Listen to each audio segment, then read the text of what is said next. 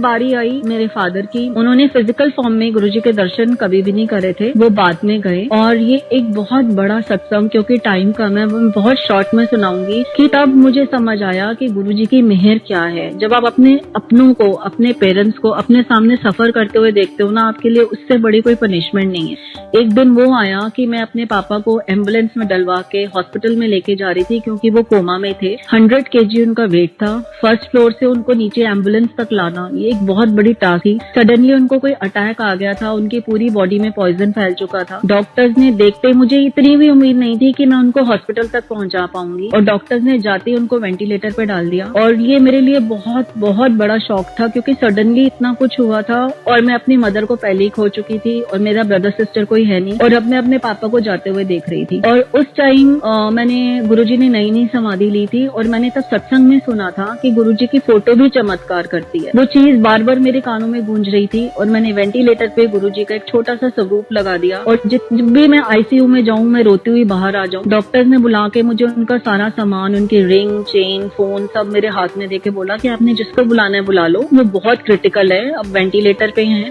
और अब हमें कोई होप नहीं है। और आप मानोगे नहीं, मेरा जो संगत जी, मैं जैसे गुरुजी कहते हैं कि 90% कर्म वो हमारे काटते हैं। किसी के 6 महीने में कटते हैं, किसी के 6 साल में, किसी के 10 दिन में। वो हमारी कार्मिक जर्नी कितनी बड़ी है ये हमें नहीं पता। मेरे फादर के वो कर्म एक रात में कट गए। नेक्स्ट डे डॉक्टर्स ने उनका वेंटिलेटर उतारा। मैं बाहर खड़ी होकर अरदास कर रही थी, और जब उनकी फूड पाइप्स वगैरह सब उतारी और मुझे उन्होंने आईसीसीयू में बुलाया, मैं बहुत कांपते हुए दिल के साथ अंदर गई, और अंदर का नजारा मैं आज तक नहीं भूलती। मैं किस हालात में अपने पापा को हॉस्पिटल लेके गई थी। अंदर वो आईसीयू के बेड पे उठ के बैठे हुए थे, उनके चेहरे पे इतना ग्लो था, उनकी आंखों में इतनी चमक थी, और मेरे को एक आईब्रो ऊपर करके बोलते हैं, और बाबूजी की हाल है। और मैं एकदम शॉक्ड, मेरी टांगे कांप रही थी। मैंने कहा आप कैसे हो पापा? कहते तेरे को पता है गुरुजी यहाँ मेरे साथ खड़े थे। तो मुझे लगा कि वो अभी ठीक होके बोल रहे हैं। मैंने कहा पापा प्लीज आप रेस्ट करो। कहते तुझे पता है वो मेरे साथ खड़े थे, और मैं जब बेहोश था तो मेरे अंदर लगातार मंत्र जाप चल रहा था। और बस उन्होंने इतनी बात बोली, उनका वो मतलब इतना नूर था उनके चेहरे पे, जैसे कोई शक्ति आके उनके अंदर लाइफ डाल के चली गई है। और मैं रोती हुई बाहर आ गई, और बाहर जितने भी मेरे रिश्तेदार खड़े थे, मैं सबके गले लग के रोती रही कि गुरुजी ने न्यू लाइफ दे दी, गुरुजी ने न्यू लाइफ दे दी। और वाकई मुझे उस दिन समझ आया, जब गुरुजी फिजिकल फॉर्म में थे तो वो बोलते थे जा तेनू एक्सटेंडेड लाइफ देती, जा तेनू न्यू लाइफ देती। और मैं अपने दिमाग में सोचती थी यार ऐसे कैसे न्यू लाइफ मिल जाती है, ऐसे थोड़ी ना एक्सटेंडेड लाइफ मिलती है, हम लोग बाज नहीं आते। गुरुजी ने मेरे फादर को एक्सटेंडेड लाइफ दी, और तब मुझे उसका मतलब समझ आया। उन्होंने जैसे कहते हैं ना, मुझे पूरा डुबो के वापस बाहर निकाला, उनका पूरा वो प्रोसेस दिखा के पापा को लास्ट स्टेज पे पहुंचा के उनको वापस उन्होंने जीवन के 7 साल दिए।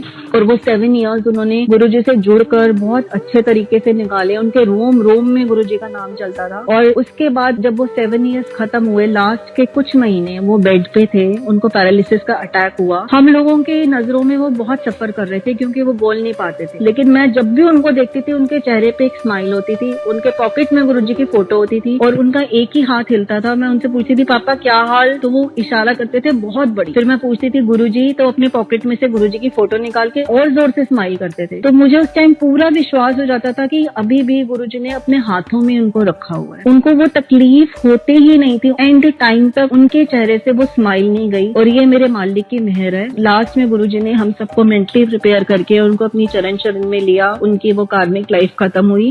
ये भी गुरुजी का शुक्राना है कि उनको 7 इयर्स की एक्सटेंडेड लाइफ मिली। तो उसके बाद इस तरह से पापा के बाद उस दिन से मैं समझ गई कि गुरुजी साक्षात भगवान है, वो बहुत बड़े रब हैं। फिर बारी आई मेरे हस्बैंड की। मंदिर में उनको अंकल को सेवा मिली हुई थी, वो सेवा में लगे रहे, और अंदर ही अंदर जैसे गुरुजी हमारे सब कुछ है, हमारे माँ है, हमारे पिता हैं, तो कई बार हमसे नाराज भी हो जाते हैं, कई बार हमसे कंप्लेंट भी करते हैं हम गुरुजी से। तो मेरे अंकल के मन में भी बिजनेस को लेके कुछ प्रॉब्लम्स चल रही थी, और वो मंदिर जाते थे, सेवा कर रहे थे, पर कभी कभी जैसे वो नाराज होकर लंगर छोड़ के आ जाते। तब गुरुजी ने दिखाया कि वाकई जब गुरुजी का सिस्टम चलता ना, पहले आपको यहाँ लाइफ मिलती है, फिर हेल्थ मिलती है, और उसके बाद गुरुजी के पैकेज में सब कुछ है। तो गुरुजी ने दिखाया जब लाइफ ही नहीं है तो आप ये सब चीजें लेके क्या करोगे। मेरे अंकल का इतना मेजर एक्सीडेंट हुआ कि अगर मैं आपको उसकी फोटोग्राफ दिखा पाती तो आप सब लोगों को बिलीव होता कि इस कार में कोई सर्वाइव ही नहीं कर सकता। अंकल अपने वर्किंग एरिया में थे तुगलकाबाद में, कार में वो अकेले थे, और पीछे से कंटेनर्स आ रहे थे जिसपे शिपमेंट लोडेड होती है। और वो कितना बड़ा कंटेनर होता है, आपको ट्रेलर्स होते हैं जो रात को रोड पे भी चलते हैं, तो उनको क्रॉस करते हुए डर डर लगता है। उस ट्रेलर की ब्रेक फेल हो गई थी और जब तक मेरे हस्बैंड को समझ आता, वो कार में अकेले थे, वो अपने आप को तब तक वो ट्रेलर उस कार को हिट कर चुका था और वो कार एक टॉय कार की तरह ऐसे उसने अल्टी पल्टी खाई, उसकी कार में कुछ भी नहीं बचा, उसमें शीशे सारे चकनाचूर, वो बिल्कुल गाड़ी जो है बिल्कुल रोड के साथ लग गई, बीच में सिलेंडर था जो ब्लास्ट हो सकता था और छत उसकी उड़ गई। जितने भी वहाँ लोग प्रेजेंट थे उनको लगा कि इस कार का ड्राइवर तो अब खत्म है, इसमें तो कुछ बचा नहीं, कार बिल्कुल चकनाचूर थी। तो हम पास में एक लेबर लगी हुई है, उसको बचा ले। 5 मिनट में उस कार के कचरे के ढेर में से मेरे अंकल निकले और अपनी बॉडी में से उन्होंने पूरे कांच वांच झाड़े। उनको खूब स्वेटिंग हो रखी थी तो उनको लगा कि शायद मेरा कहीं से ब्लड निकल आया, मैं अपने आप को चेक करूं। वो साइड में खड़े होकर अपने आप को चेक कर रहे थे। तो आप मानोगे इतने भयानक एक्सीडेंट में जहाँ लोहा नहीं बचा, जहाँ कार में कुछ नहीं बचा, अंकल को कोई फ्रैक्चर नहीं, कोई चोट नहीं, कोई खून की एक बूंद तक उनकी बॉडी में नहीं थी। गुरुजी ने उनको बिल्कुल स्क्रैचलेस इतने भयानक एक्सीडेंट में से बाहर निकाला। और वहाँ पुलिस वगैरह जब पहुंची तो उन्होंने पूछा गाड़ी कौन चला रहा था, तो मेरे अंकल ने बोला मैं चला रहा था। तो पुलिस वाले बोला या तो मजाक कर रहे हो या फिर कुछ और बात है, बताओ क्या रीजन है, तो या कोई बहुत बड़ी शक्ति आपके साथ चलती है। तो अंकल ने बोला कि कार मैं ही चला रहा था और गले में गुरुजी का लॉकेट पहना हुआ था। अंकल ने वो लॉकेट दिखाया कि हमारे साथ हमारे बिग बॉस चलते हैं।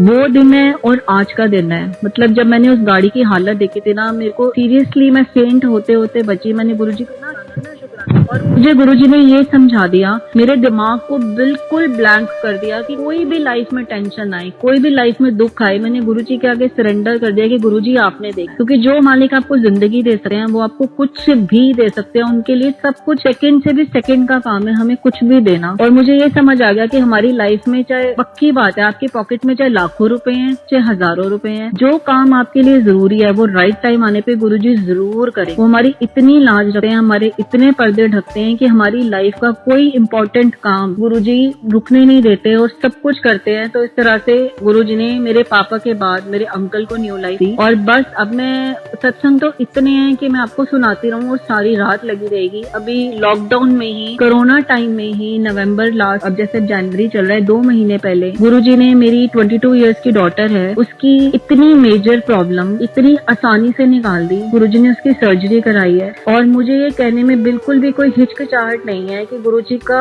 इतना शुक्राना है, क्योंकि जिन्होंने मेरी बेटी को इतनी मेजर प्रॉब्लम से बाहर निकाला है, तो आगे उसकी शादी, उसका करियर, उसका जो भी है वो सब कुछ गुरुजी के चरणों में, वो क्या नहीं करवा सके। कोरोना, एक्सट्रीम कोरोना के टाइम में गुरुजी ने उसका राइट डायग्नोसिस करा के राइट टाइम पे उसकी सर्जरी करा के उसको बिल्कुल ठीक ठाक हमारे हाथों में दे दिया। मैं जब ऑपरेशन थिएटर में उसके पीछे भाग रही थी ना, मेरी आंखों में आंसू थे। मैं उस दिन भी फेल हुई। मैंने उस दिन भी गुरुजी से कंप्लेन करी, गुरुजी आप मुझे क्या दिखा रहे हो, मुझे तो अपनी बेटी की डोली के पीछे जाना था और आप मुझे उसके ऑपरेशन थिएटर के बाहर आपने लाके खड़ा कर दिया। लेकिन वो उसका भी कोई कार्मिक प्रोसेस था जो उसको झेलना था और गुरुजी ने वो कुछ घंटों में खत्म करा के बिल्कुल ठीक ठाक बच्चा वापस मेरे हाथ में दे दिया। और इतने मुश्किल टाइम पे गुरुजी ने इतना इजीली उसका ट्रीटमेंट करा दिया। इसमें गुरुजी की बहुत बहुत मेहर है, उनका बहुत बहुत शुक्राना है। गुरुजी हर पल हमें संभालते हैं। हम लोग नेगेटिव हो जाते हैं पर वो हमारा हाथ कभी नहीं छोड़ते। और ये बात बिल्कुल सच है, क्योंकि जब मैंने भी अपनी बीमारी झेली थी और जब मैं एक एक पल जिंदगी को तरस रही थी हॉस्पिटल में, तो मुझे ये बात बिल्कुल सच है जो सत्संग में सुनी थी कि हमारे लास्ट टाइम में, हमारी मुश्किल की घड़ी में कोई भी काम नहीं आता। हमारे फैमिली मेंबर्स, हमारे फ्रेंड्स, हमारे घर वाले हमारे लिए रो सकते हैं, हमारे लिए प्रे कर सकते हैं और एक पॉइंट के बाद सब हेल्पलेस हो। और उस टाइम पे सिर्फ एक सच्चा रब, एक सच्चा गुरु, वही हमें तार सकते हैं, वही हमें संभाल सकते हैं और वही हमें जीवन दान दे सकते हैं। और मेरी फैमिली में, मेरी लाइफ में गुरुजी ने